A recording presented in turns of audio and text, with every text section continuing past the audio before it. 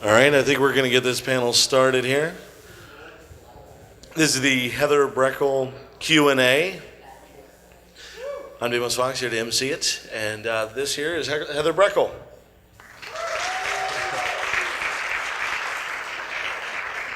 She's working on Teenage Mutant Ninja Turtles as well, and Peter Panzerfaust.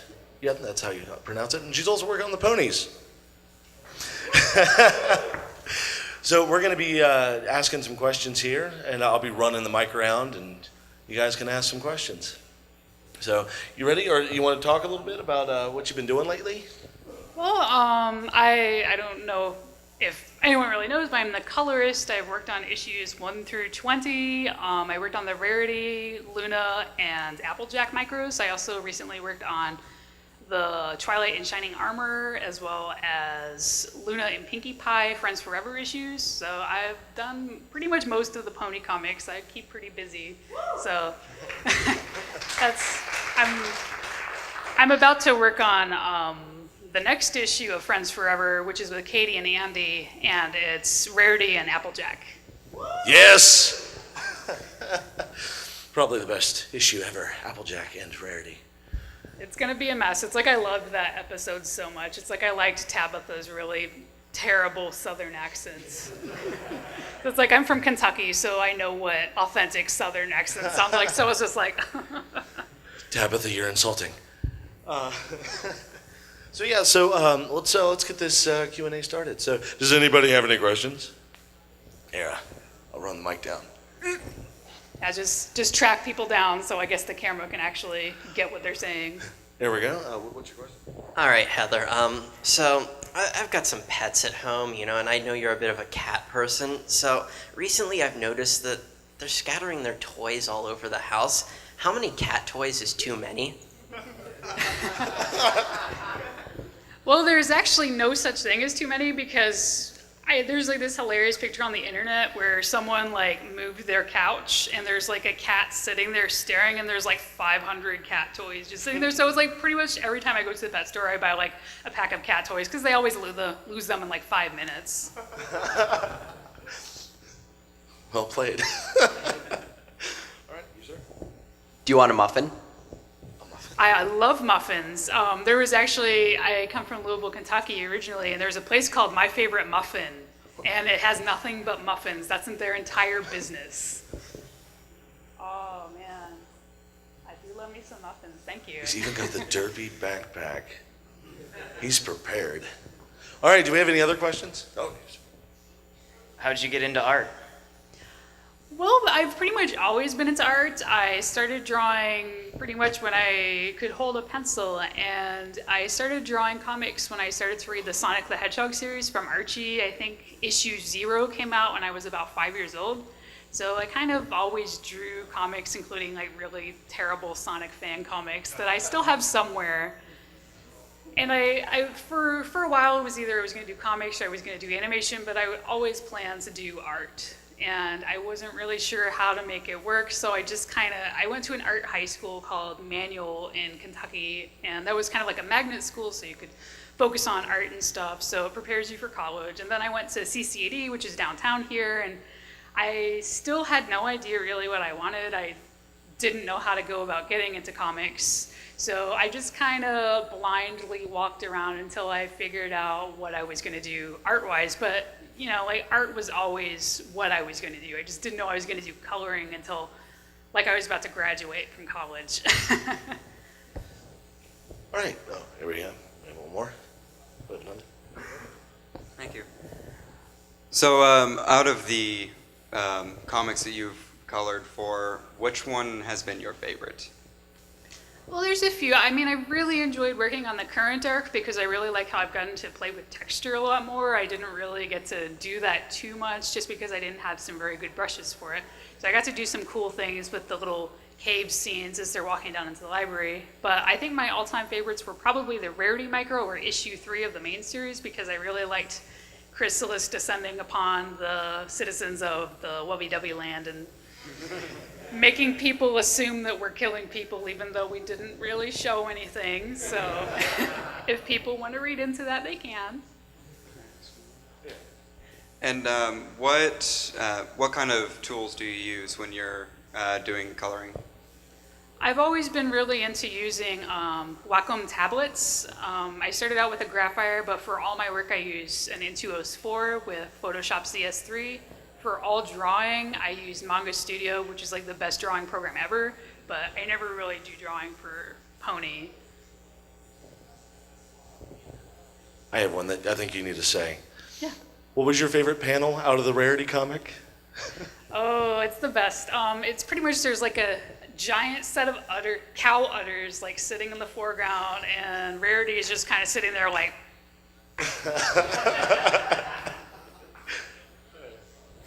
What's the hardest comic you ever done? Well, it actually wasn't Pony related. Honestly, compared to this comic, everything for Pony has been kind of easy. I got to work with James Stucco on Godzilla Half-Century War, which is a 5-issue Godzilla miniseries, but James is extremely talented, but he does very, very detailed work. So he pretty much draws every single little scale on Godzilla and every single line, bajillions of windows on like billions of buildings sitting in like these epic double-page spreads. So yeah, that was probably the hardest. I was just doing flats. I think I probably would have died if I was doing more than just flats. So I'm really thankful I was only the flatter on that series. But pretty much after that, it kind of set me up for everything else, because occasionally Andy Price will be like, "I'm so sorry for this page. It's Katie's fault." And I was like, "Well, this isn't that big of a deal. I can do it. It's not a big problem." All right, do we have another question? Oh, here we go.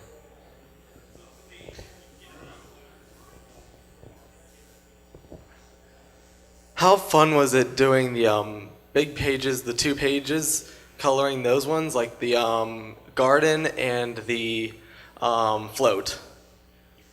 Well, I think the float was actually one of my favorite things in the comic so far. It's like I always go out of my way to make sure that I look double spreads look very nice, because I know that, like, I think Andy's really the only one that's done double spreads so far. I know what Tony has, but I haven't gotten to really do one. But I try to have a lot of fun with it and really make the lines shine. But I've really enjoyed doing all the double spreads so far. It's like, even though those are always the pages where Andy apologizes for them being so difficult, but they haven't been so bad. But I try to make them look really nice. Do we have, oh, here we go. So, did you actively seek to do My Little Pony comics, or was that just a job that was offered to you? Well, I seeked it out because, I had already known Bobby Curnow through working on, I got to do the April O'Neil issue of the Ninja Turtle micro-series and also the Godzilla Half-Century War. So Bobby Curnow was kind of already my editor, and then I saw on Equestria Daily that they were going to do the Pony comic, and right away I emailed Bobby and I was like, "Hey, can I please do the colors for this?" And I originally wasn't supposed to be doing the colors. It was supposed to be Andy just coloring his own lines, but he was too slow at coloring, so Bobby was just like, "Hey, here's some test pages," and I did them, and I guess Hasbro liked them, so I got a job. But yeah, I was already a fan of the show for about a year before the Pony comic got announced, so I was really excited at the chance to get in. It was the first time I've ever actively went to someone to get a job and got to get something I really, really wanted. All right, we got one up here. You have a couple of self-published comics of your own on your table. Can you pitch to us what they're about? Yeah, well, pretty much I have Winter, which was a 3-part miniseries I did. It's kind of just a revenge story based around this mysterious island populated by monsters, and one of them goes to live in the human world and falls in love with a human, and their family finds out and isn't too happy about it. And the other one is just a really cutesy slice of life thing called The Adorable Mini Adventures. And so far there's only 1 issue of that. I plan to do a 2nd volume. I wanted to try and do it before BronyCon, but there's no way that's going to happen. But anything can be found on my DeviantArt. I have tons of comic stuff up there. But those are the 2 main ones that I have at my table right now. All right. Oh, we got one bigger. Oh, yeah, what's the DeviantArt? Oh yeah, I guess I should say that. It's Anginess, pretty much .deviantart.com. So it's like ANGIENESS. All right, we got another one here.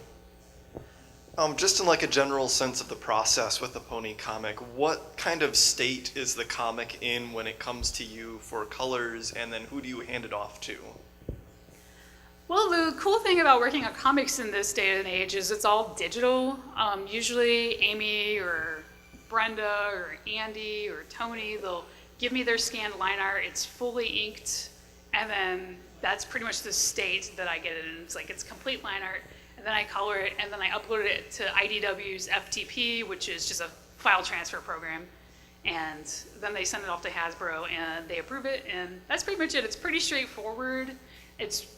You can pretty much live anywhere and work on comics nowadays. Like I have friends that live in Brazil that are working for Marvel now. So it's a pretty great industry to be in and get to live wherever you want. All right, let's, we got another one over here. Sorry about that. Stepped on the foot. Do you design the comics themselves, or do you just do the coloring? I just do the colors. I am an artist outside of being a colorist, but I just chose to be a colorist just because it was something I was the best at and the quickest at. And I mean, I get a week to color almost every issue, so I kind of don't have time to do line art. I've offered to do covers, and Bobby said I could, but I have yet to actually draw one because I've been too busy. All right, there we go. Are there any other comic series that you like to read and keep up with? And if so, what are some of your favorites? Right now I'm really into a lot of Marvel titles, which is weird because for the longest time I wasn't into Marvel. I really like the new Miss Marvel series, the new Ghost Rider, and Hawkeye is like the best comic ever. And there's also Saga from Image, which is just a work of art. I've also been really into Black Sad lately, which is a French anthropomorphic comic. And it's like it's ridiculous. This guy, he does every single page traditional with traditional paints. So it takes like 5 years for an issue to come out, but it's always worth it. It's incredible, and it's French, and French comics are always works of art. All right, do we have another question?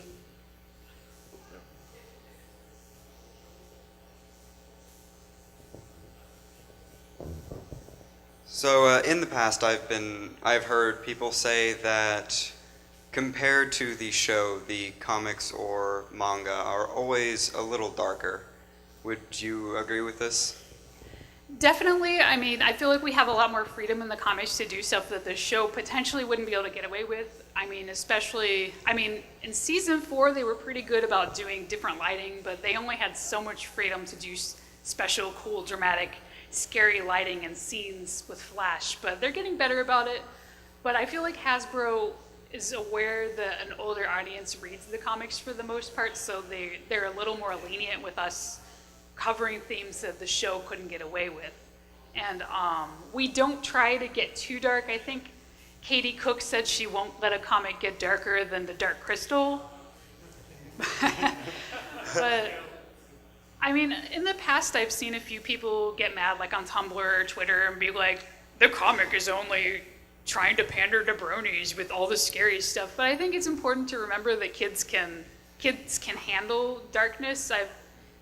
Probably about half the people that have had me sign their comics have been like small children and like little girls and stuff, which is pretty awesome since, you don't see a lot of girls reading comics that are at that age.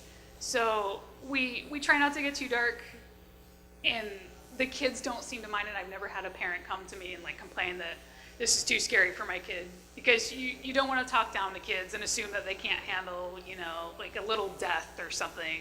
I mean, look at the Lion King. I wonder if Andy or Katie ever have to deal with that. Someone coming up to them and I'm saying, sure they have. I personally don't deal with too much stuff from the fandom because I'm not really behind the creative process. Since I am just the colorist, I get it easy. Poor Katie has had so many people like come up to her and be like, this is not accurate to my fanfic. Please read my fanfic so that you can get it right. So I'm thankful for that I don't have to really deal with angry people. This color is not congruent with my fanfic. The only thing I've had to deal with is people complaining about Celestia's color.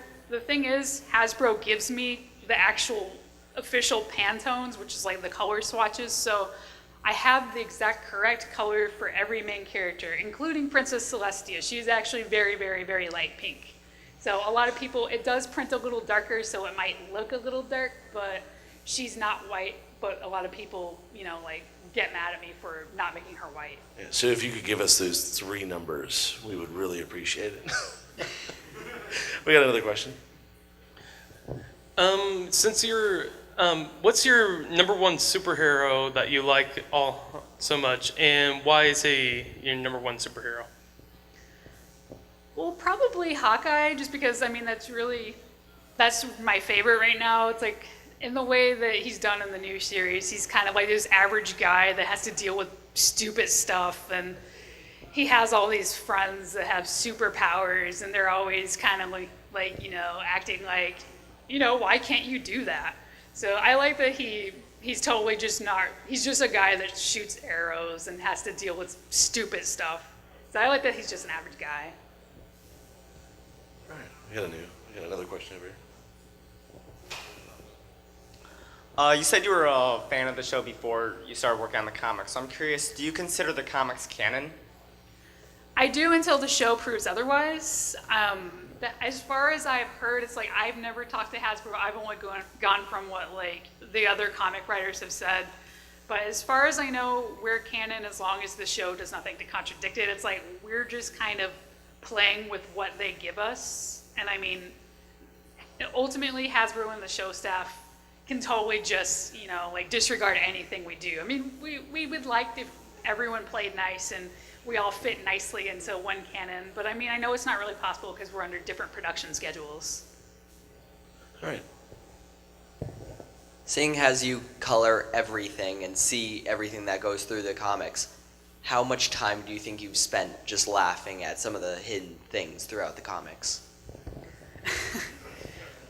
Well, the references I feel like I usually don't like giggle at. Usually it's just like facial expressions. I remember, I think it was issue 1, I kind of lost it at when Rainbow Dash got ignored by one of the changelings. And it's like, I like to look at the facial expressions and not look at the script and just kind of make up the dialogue in my head. And usually it's very inappropriate and hilarious. All right, do we have a... Were you a big comic book reader as a kid? Yes, I actually learned how to read by reading comics because my dad was very into like superhero comics. So I think I learned how to read on like X-Men. That was the big one that he really pushed on me and my sister. So I've kind of always been like a lifelong comic fan. All right. We got another one. We got about 4 minutes. Really? Wow, that went by fast. It's over at 2:30. Yep. So, what's the type of education that you had in order to get that job as a colorist or as an artist? Well, the cool thing about comics is you technically do not need a college education. I have never showed my diploma to anyone that has given me a job. So you don't have to have a college education, but I feel like college is useful just because it teaches you how to meet deadlines. It's like CCAD was infamous for being hard. Pretty much I had 4 roommates and 3 of them dropped out because the freshman foundation program was so hard. So while you don't need college to get a job in art, it will help because it will teach you how to meet those deadlines. And just in case art doesn't work out, I mean, you can always become a teacher. If you want to go into comics, which is a notoriously competitive field and a hard field to get into, you will still have something to lean back on. So I always recommend college just because you don't want to get screwed later in life and end up working at McDonald's forever. All right, I was only kidding. We actually have 30 more minutes. It's an hour panel. We were wrong. All right, here we go. Since you grew up with the X-Men, favorite X-Men? What was that? Favorite X-Men. What's your favorite X-Men? I think I always liked Rogue and Gambit because I loved the show on Fox. And they were always the most fun in that show. Right. Oh, we got a bunch of them over here. Prior to the advent of digital programs for art producing and drawing, what were or would have been your preferred analog tools of the trade? And also, what direction do you see things going in the future as far as the intersecting of art and technology? Well, I don't really do a lot of traditional anymore, but in high school, my big thing was I really liked to paint with acrylic paints because they were cheap, they were easy to use, and they dried, and they would not kill you, unlike oils, which if you don't sit in a well-ventilated area, cadmium red's going to kill you in like 50 years. But in the future, I see digital becoming more of a big thing just because we are so used to like digital making everything easier. I don't think traditional will ever die.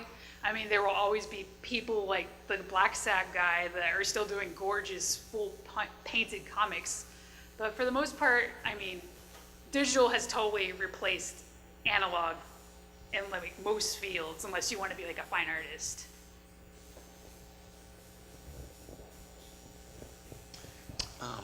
When the Pony comic first came out, were you surprised at how successful it was? I mean, not really, because I knew about bronies. I mean, I was already going to Equestria Daily every day, so I wasn't that surprised. I mean, I was surprised we hit like 1 million because I was used to working on smaller stuff. I did like a lot of like small publisher work. So while it was weird to see a comic I worked on be that successful, and it was very scary for me because I was like, oh my God, all these people are going to be seeing what I'm doing. I hope I didn't screw something up. And I did screw something up on the first issue. But for the most part, because I knew who bronies were, it didn't come as that much of a shock because, I mean, I've been into anime for years. I know that they all buy tons of stuff. I figured bronies were a lot like anime fans, so they would probably buy whatever came out, so. Well, in my case, yeah, I buy every comic as it comes out. I actually had a similar question to what he asked about electronic or art versus manual drawing and painting. How is that process different for you between just drawing something and painting something versus doing the digital comics? And I guess, what is that process like of doing the comics for you? Like, I guess I wonder how do you do all that digitally? I'm just not as familiar with how it's done. It's so interesting. Well, the thing that I always see like a lot of young artists want to get into digital art because they think it'll be a lot different than analog. I feel like traditional art is pretty much the same. It's like digital is just a tool, just like anything else. I mean, it does make things easier. It does streamline my process. I don't have to worry about completely redoing a page if I mess up a panel. I mean, if you're doing like paints on an actual comic panel, if you mess up, I mean, you're kind of screwed. So it does make things easier, but again, I just see it as a tool. I learned how to work digitally by applying what I had learned through painting into my digital work. It's like lighting works the same. You work light to dark or dark to light. It's all pretty much the same. It's just different tools. So if you're a painter, it will definitely make it a lot easier for you to get into digital painting because it's pretty much just the same thing. You just have to get used to the programs. Have you ever used the traditional art or coloring for one of your comics, or has it always been digital for what you worked on? It's always been digital just because it's not really feasible for me to be able to meet my deadlines and be able to do a fully painted, gorgeous thing. I mean, I would love to see someone like Andy, like he does beautiful marker work, but to see him do a full marker comic, that would be like 2 or 3 years, I'm sure. But it would be cool to do, and I would love to try it someday, but that would probably be like on a side project thing and not something professional. So you said that you knew about bronies and everything before you started working on the comic. Are there any artists in the community that you keep up with? I try to. I mean, I talk quite a bit with Pixel Kitties and Leakfish. So those are the two main ones. I think like a few of us like talk on Twitter. I try to keep up to date, but I mean, I'm always so busy, so I'm not super up to date with who's who. So those are the main ones that I've talked to directly quite a bit. Aside from when you're making or reading comics, what are some other things or hobbies that you're really passionate about? Well, I'm a really big anime fan, and so I watch a lot of anime, and I also play some video games. I just bought a Wii U, so because I saw the E3 conference, and I was on the fence about a Wii U, and then I saw the new Zelda, and I was like, it's mine now. So I don't get a ton of time for gaming just because of the nature of my job. I mean, I don't get a ton of free time, but I love games, and I have my 3DS on me right now, so if someone wants to street pass me. I did have a quick question. Is it common to have a separate artist do the coloring, or is that a common thing? It's pretty common. It's pretty much an industry standard. I mean, I know Amy Memberson will occasionally color her own because, I mean, I think we're 2 months ahead. Issue 22 is being finished right now by Agnes Garbowski, and Amy just finished like doing issue 23 in like a week. So we're like a few months ahead. And I was like, how on earth do you go that fast? So usually someone like Agnes or Amy, who are machines at coloring really fast, will color their own stuff. But most of the time, the artist isn't fast enough to where it would be feasible for them to do their own colors. So that works out for us colorists, so we stay employed. I would not want everyone to color their own stuff. All right.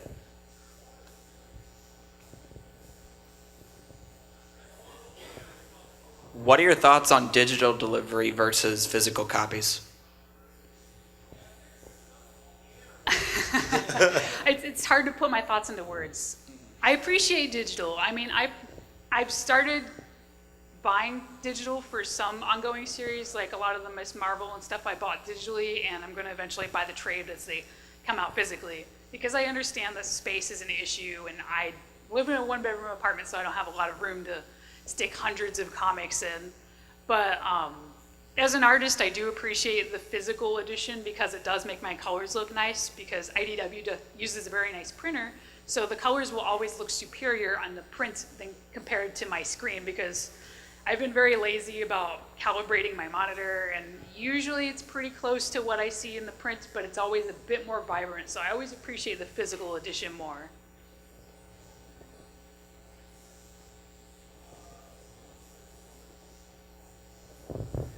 Aside from ponies, what's your favorite non-superhero comic?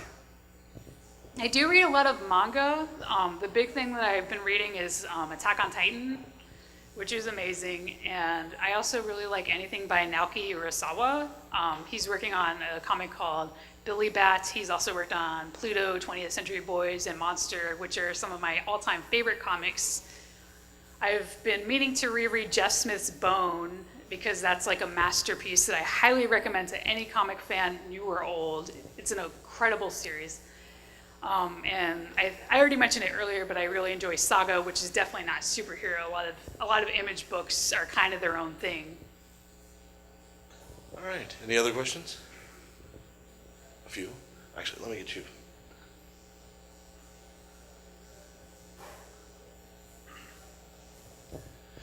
You mentioned anime a couple of times. What's your current favorite anime, and what's your favorite anime of all time?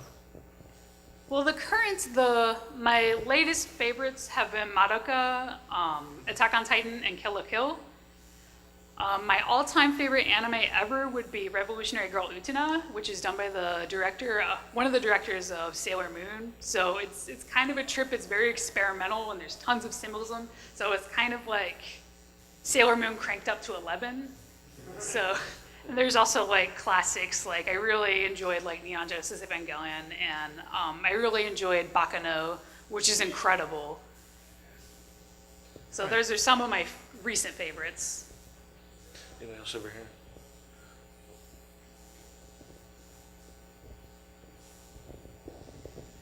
You mentioned earlier in your panel that you often, through college and for professional work, you're on a schedule. What kind of schedule do you usually have, and what's the fastest you've ever completed your work? Probably the fastest was I was on arcs 2 and 3 of Peter Panzerfaust, so I was doing that at the same time as Ninja Turtles as well as My Little Pony. So there would sometimes be times where I would crank out an issue of either Pony or Peter Panzerfaust or Turtles in like 2 days. So I don't like to do that because it's brutal, But I do try to stick to a very strict schedule. I will start working when I get up, which is usually like 10 or 11, and then I'll work until 5 or 6, and I won't allow myself to work any later than that because otherwise I won't have a life. I do know of colorists and artists that they start drawing when they wake up and they go until like 5 a.m. And I don't think that's a way to live. I mean, if you want to, go for it, but personally I try to stick to like a traditional schedule so I can make sure that I have free time and don't sit at the computer all day. Art is love, art is life. So you mentioned that you're working on a few different series at the same time. How much of an adjustment is it to go from doing colors from My Little Pony to colors for, say, Teenage Mutant Ninja Turtles or Peter Panzerfaust? Well, Pony and Turtles were very similar because I use a very similar style. I actually recently had some more free time to work on Turtles, so I just changed my style on that. So I kind of keep variety. But Panzerfaust was a lot darker and had more of a, I don't know if you know who Dave Stewart is, but he worked on Hellboy as the colorist, and his stuff is very muted and moody. So I was trying to do that on Peter Panzerfaust, and I mean, that's the kind of coloring I do on my own work anyways, so it hasn't been that weird. I mean, I'm used to jumping around in my own art. I try and change my style every so often just because variety is the spice of life. You were saying earlier about how the colors sometimes come out a little darker when they're printed. Would that be one of the reasons that Rarity sometimes turns out a little gray in the comics? Well, she's actually a very, very light gray, but yeah, like I said, I do use the official Pantones, so that would be on Hasbro if her color is coming out too dark. But I mean, no matter what you see on the monitor will never be the same as on page because there's light coming from the monitor, whereas paper is flat. So no matter what, it's always a challenge. I always have to be careful with darker colors because Nightmare Rarity was kind of a nightmare because of that. I didn't even realize that was going to come out like that. But she was kind of a pain. I really wanted to do color holds on her to really keep her from being too dark, but I was already doing color holds and everything, so I was just like, I don't have time for this. But you do have to be careful because sometimes things will always come out darker. And I mean, it's the nature of print and it sucks, but you do what you can. Any questions over here? Oh, we got one back here.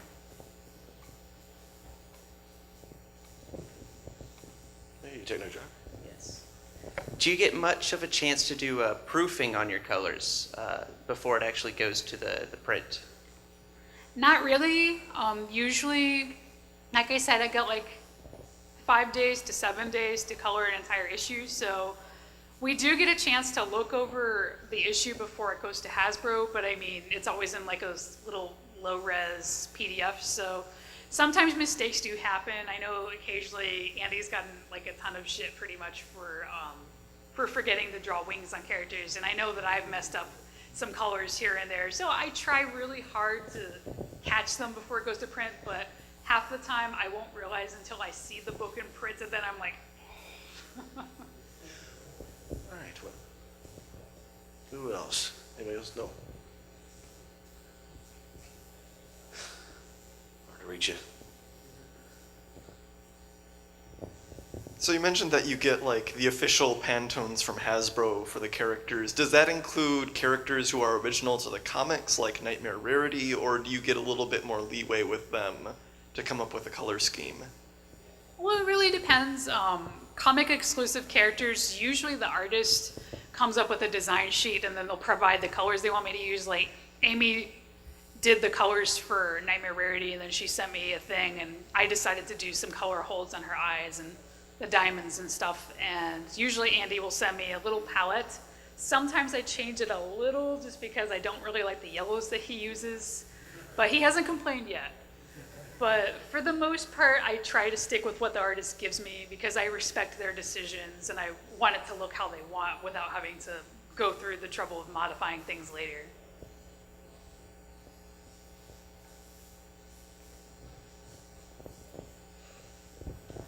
Given that you're left-handed, have you ever had any, dilemmas with the fact that by default everything's made to support the right hand? Well, it has been scientifically proven that left-handed people don't live as long as right-handed people because of that. The biggest problem is cutting with scissors. Like, left-handed scissors are trash. Left-handed desks are horrible. I will not use them. Usually if I cut with scissors with my left hand, I cut like this towards me, and I remember my mom scolding me about that for years.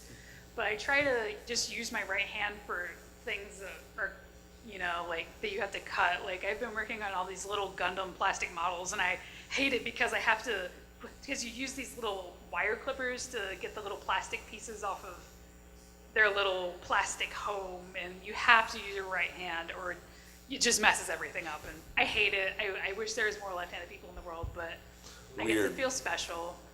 Weird right-handed people. We are the master race. Rebels. Favorite background pony?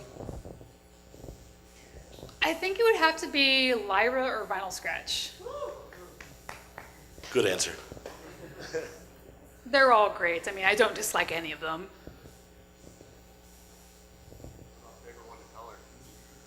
Favorite one to color? My favorite pony to color is probably Rarity because she's really easy to color. My least favorite would have to be Celestia and Rainbow Dash, especially since Celestia I feel like is random because it changes in the show because the colors are always moving, and I'm just like, I hate this. I mean, I've gotten better at Rainbow Dash because I have a system now, but I have a hard time remembering what all color Celestia is going to be, so I have to sit there with a reference image next to me. So she's kind of a pain. Who's your favorite comic writer? I don't know them all by name, which is terrible. I usually just go by titles, but I really like the writer on Saga, which I think is Vince Vaughn or something. I feel terrible not knowing it offhand, but there we go. They're great. But yeah, that's definitely my all-time favorite right now. Right next to me. Did you ever have to correct for Forgotten Wings or anything like that? Is there a what was reproofing that? system? Did you have to correct for Forgotten Wings or anything like that that were in the line drawings? Do I ever have to correct things in the line art? Yeah. Not usually, just because the artists are pretty good about catching things. I know on Pinkie Pie and Luna on the Friends Forever issue, Tony was putting in the cutie marks himself, like he had them in like a vector format and was like pasting them onto each pony. So sometimes I'm like, hey, Tony, fix this. And usually they're good about that. If it's something significant, I kind of can't really do anything about it. I know there was a sign, I believe in issue 19 or 20, that Andy forgot to put some text on and I got to write it in. But for the most part, I don't have to correct the artist too much. All right. What else? Any question? Oh, I thought you had your hand up. Sorry about that. Sorry for the mistake. What subject that hasn't been in the comics that you would like to have addressed? It's hard to say. I really want to see the relationship with Dash and Scootaloo to be covered more because I was really excited that the show has really started to go into it and it's really helped Dash grow as a character. I would like to see Dash she's my favorite character, but I would like to see her utilized more in the comic because she has grown a lot in the show to become less of a jerk. So I really want us to someday, get into that because that's my favorite part of the show right now. Are you going to be in the artist alley later today, and are you going to be doing signings tomorrow? Yeah, I've been in the artist alley all day. After this panel, I'm going to find coffee somewhere, but after that, I'll be back. And I'll be here tomorrow as well. And I'll also be at BronyCon and at Buck in the UK. Is it a little bit cooler in that vendor hall today? No, it's terrible in there. It's so hot. So now that you work on the comic, does Hasbro not let you go and see stuff in the community like fan fictions or art or videos? I've never been told not to, but I'm also not one of the writers So I never read fanfics, but I occasionally look at like the fan comics and the fan music and stuff. But Hasbro's never told me not to. Bobby's never told me not to. So I try to look when I can because there is some great stuff out there. And I occasionally buy some plushes, and I just bought something from Silver Slinger, this sweet little Rainbow Dash bracelet.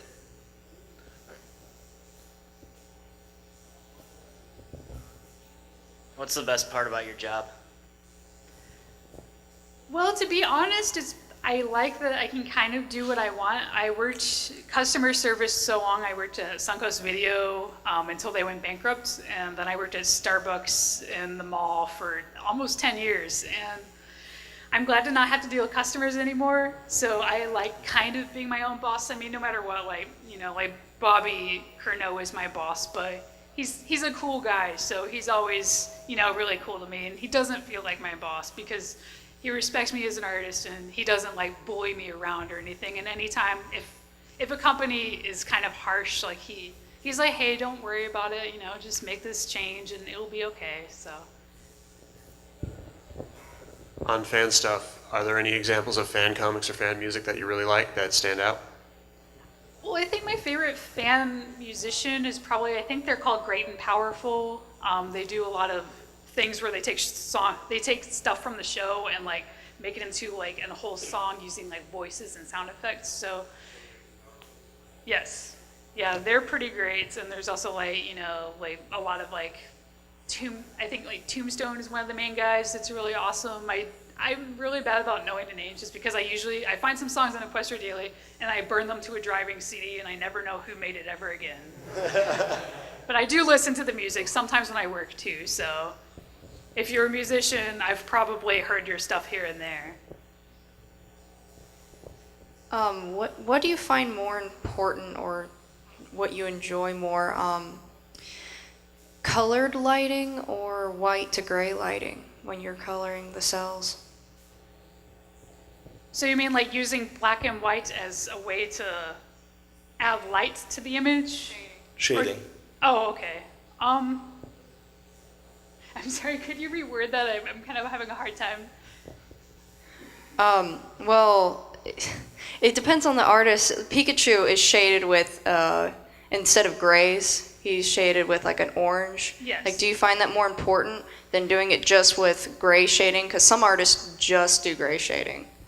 I strongly recommend staying away from gray. I'll only do it if like it's specifically requested of me. Like in the latest arc, we needed to do a lot of muted coloring, and Andy kept having to be like, just make it more muted, make it more muted. So I had to do a lot more gray than I'm comfortable in, because I feel like I remember in art school I was told we had to throw away our black and white paints in any painting class because black and white doesn't really exist in reality. So I always recommend using actual color as your shading because it'll add a lot more life and vibrance to it.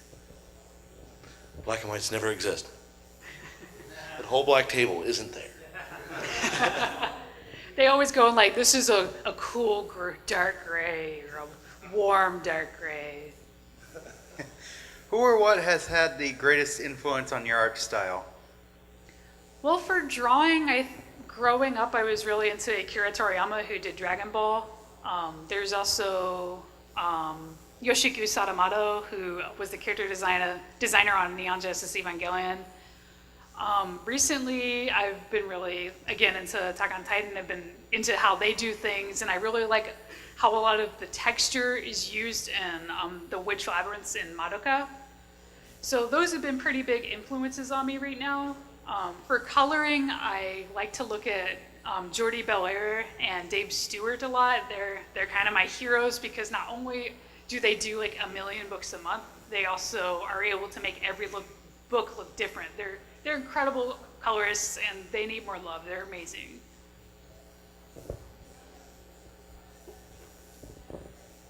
It's not a throwaway question. What's your favorite color? Red. Red.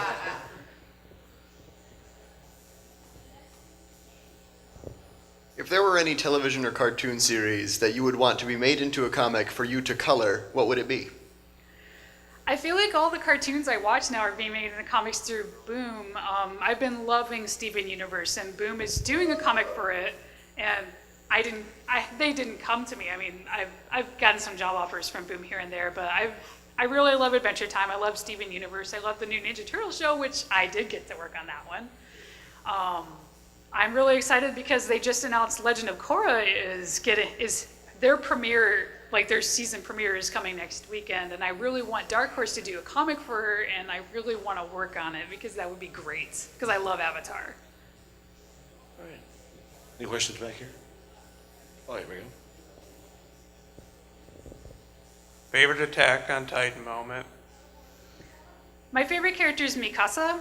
So, spoiler alert, I really liked when any fighting moments she had with the female Titan, and pretty much the whole female Titan arc was probably like one of the best things ever. All right. All right, well, we have about five minutes left. I am. Yeah, sure I this thought time. it was a half-hour panel. Yeah, I was like, how long is the panel? Is anybody out here? Is there any panels that you looked at of the Pony comics and you thought, wow, that has been colored just fantastic, very memorable? Anybody out here have something that comes to mind? I think it might have been like one of the covers where Chrysalis' huge head is just looking over the main six. Was that one that you did? I believe that was Andy, where they're all like, the main six are all stuck in the goo. That was all Andy on marker, which is crazy. I can't believe that was done in marker.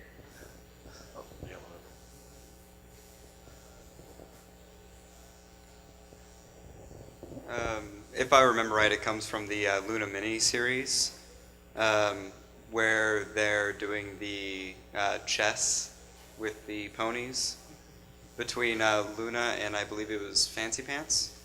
Yes. Yeah, Luna was such a jerk in that moment.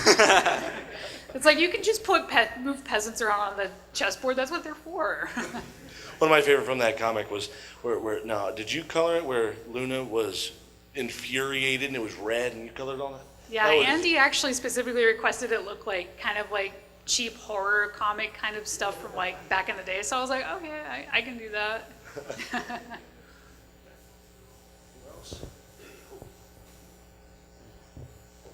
I'm going with two moments here. Issue 1, right when they're trying to determine if the Crusaders have been genuinely taken, and cuts away to Applejack's face, just going, that's them, where she's got the green shading kind of obscuring her.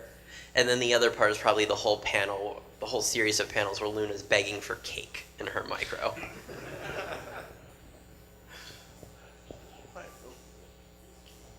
Well, first off, I love your work, but I know who you are. We've seen each other at TrotCons, haven't we? a couple of times, yeah. Okay. But I do have one complaint, and I understand why it's this way. Andy loves to write funny titles on the spines of books, but then they inevitably get colored in dark brown, which is the natural color for a book, and they're incredibly hard to read. Oh, that's mostly just me being lazy. I'm like, I really don't want to color all these books the same. It's like they don't look that dark like when I color them, so it must be they're coming out too dark. When print, I can always try and do them like a lighter brown, because I didn't realize that was a problem. In real but I can life, try that. obviously, they would be printed in a, like a silver print. Yeah. Or something, which is, again, hard to do Oh yeah, for that, Andy, it's. that wouldn't be too hard. That would just be a color hold. So I can always try and work on that. I didn't know that it was coming out so dark.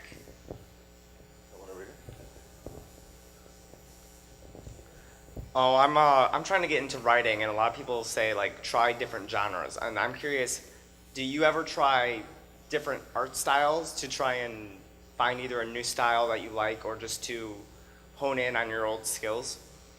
Yeah, I go back and forth between doing something more like realistic and doing something more cartoony and stylized. For a while I was doing like something that was more inspired by like the Hawkeye comic, and then Kill la Kill aired, and I really liked the way that the faces were done on that show. So I tried to do something like not quite anime, but a little bit more cartoony and expressive, and I felt like I had more freedom that way. So I'm sure in like a month or two I'll be tired of drawing like that, and then I'll get into something else. But I feel it's healthy to jump around, so you can incorporate fun new things, because otherwise you stagnate if you don't try new stuff. All right, we got time for just one more. One more question? Or comment, concern? Catboy.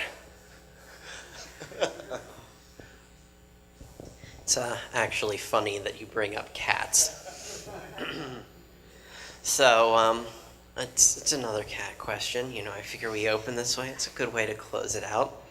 Do you ever have times where you're, in bed and one of the cats just jumps up and starts trying to sleep on you or otherwise wake you up where it's simultaneously adorable yet incredibly frustrating? Well, pretty much. I always feel like I'm going to make them mad if I move them. So I have a female and I have two males, and the two males are very big and heavy. So sometimes the cat that really likes to cuddle with me is Bowser, who's he's a giant black and white tuxedo cat, and he really likes to knead on me, and he literally likes to use his claws, and it sucks even though it's adorable, but I don't stop him because it's so cute. All right, so we got about a minute. Is there any other final thoughts you'd like to say? Or What do you think of Ohio? I live here, so I like it. I live here, and it's boring.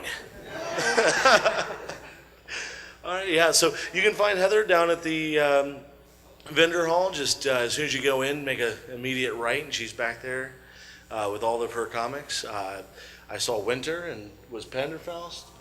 And the Adorable Mini Adventures, which I only think I have 2 left, but I just ordered 1 million more for BronyCon. So you can find her there. So thank you all for coming to the panel, and we'll wrap this up.